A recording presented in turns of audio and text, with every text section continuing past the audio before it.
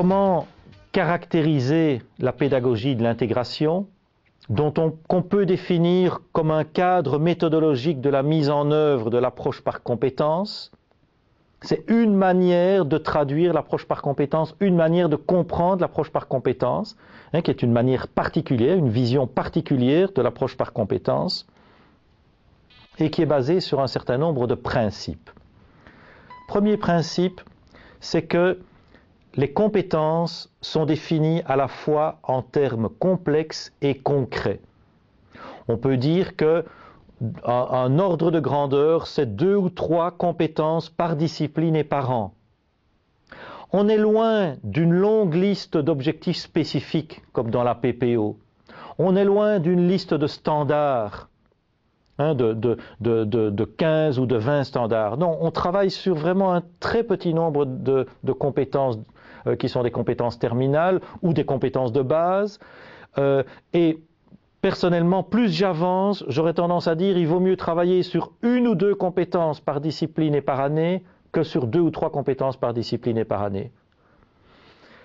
Deuxièmement, chaque compétence est associée à une famille de situations. C'est important, la notion de famille de situations. On ne peut pas associer chaque compétence à une seule situation complexe.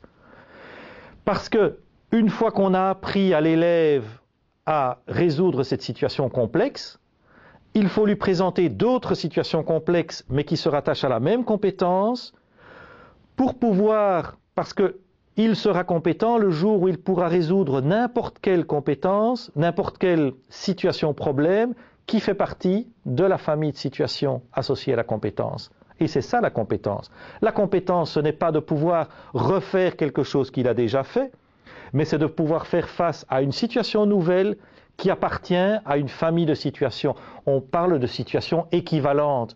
Ce sont des situations qui ont les mêmes caractéristiques, qui sont de même niveau de difficulté, mais qui sont différentes, qui sont dans un contexte différent, qui mobilisent des ressources qui sont légèrement différentes. Il peut y avoir des ressources importantes qui sont mobilisées dans toutes les situations, mais l'élève va commencer par devoir identifier les ressources qu'il doit mobiliser, et puis il doit les mobiliser de manière pertinente pour pouvoir résoudre la situation.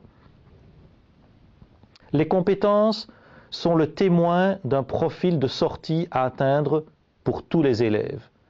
Donc on va commencer par définir le profil de sortie à la fin du primaire, à la fin du collège, et puis le profil de sortie à la fin de chaque cycle, et puis le profil de sortie à la fin de chaque année. Et tout va être polarisé vers l'atteinte de ce profil de sortie. Et donc c'est ce profil de sortie qui va conditionner les compétences que l'on va formuler, que l'on va définir. Quatrièmement, un fort accent est mis sur l'exploitation de situations d'intégration par chaque élève.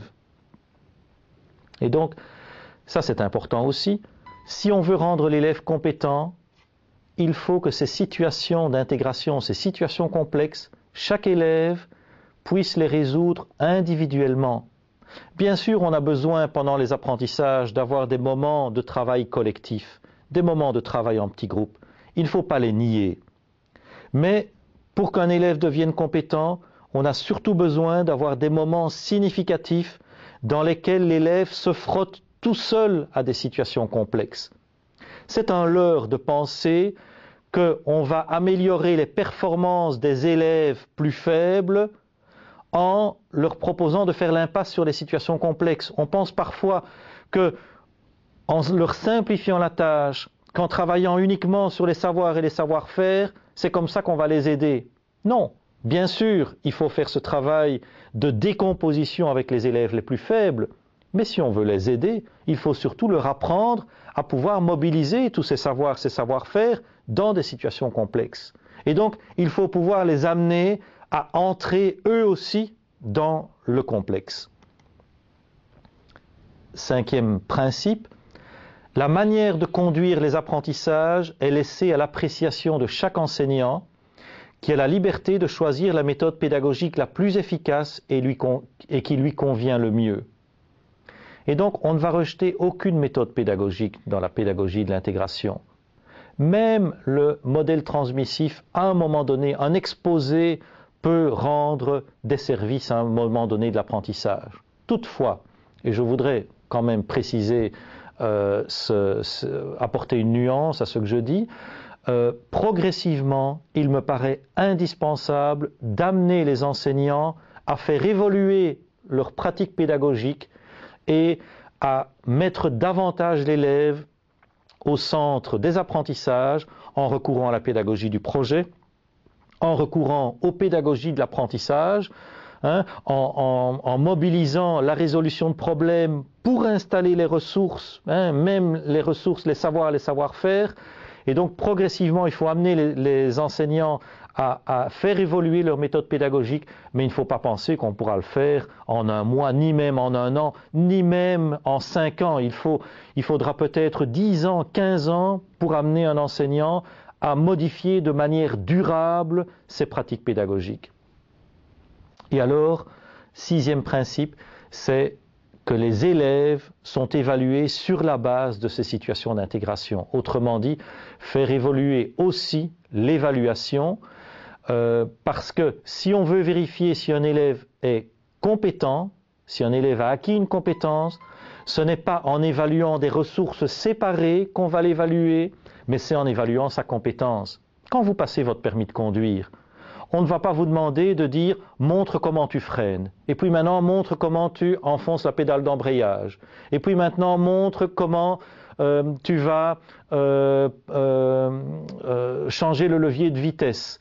Maintenant, montre si tu peux reconnaître les panneaux de signalisation. Non, quand on vous délivre un permis de conduire, c'est en vous mettant une voiture dans les mains, en vous proposant de faire un parcours, et on voit si vous pouvez faire le parcours d'un point A à un point B dans un milieu réel sans trop d'incidents.